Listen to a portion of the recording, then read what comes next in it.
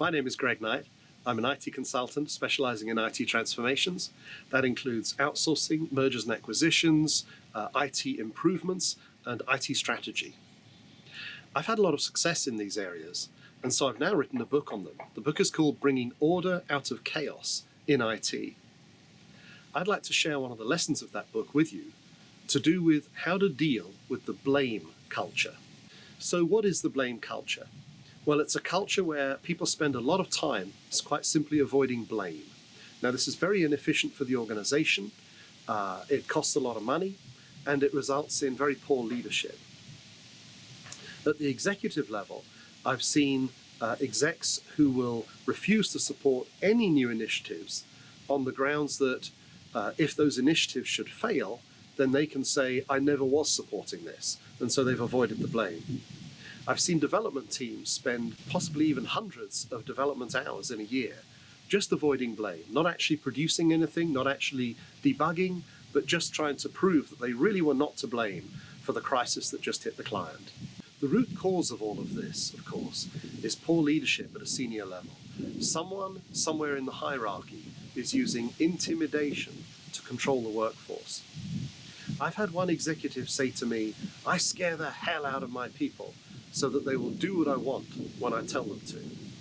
That approach might work in the military, where you have to order people into life and death situations, but it does not belong in the workplace. Leadership in the workplace should include mentoring, collaboration, personal growth, training, relationship, etc., etc. So how do you get rid of the blame culture?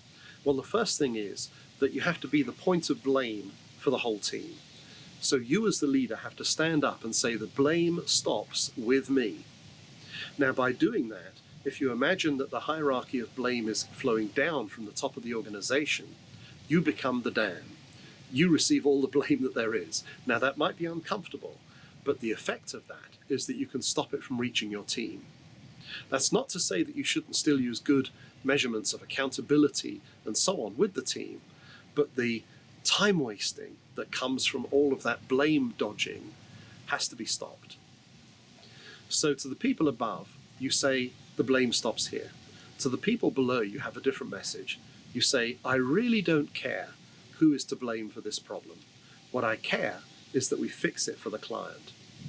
Over a period of just a few weeks, you can change the entire mentality of the team underneath you. They can refocus on meeting client needs instead of focusing on avoiding blame.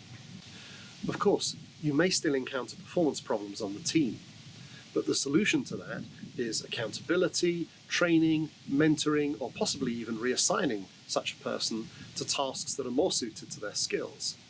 I've had a lot of success using this simple model, and I've found that morale always goes up and the team effectiveness is always improved.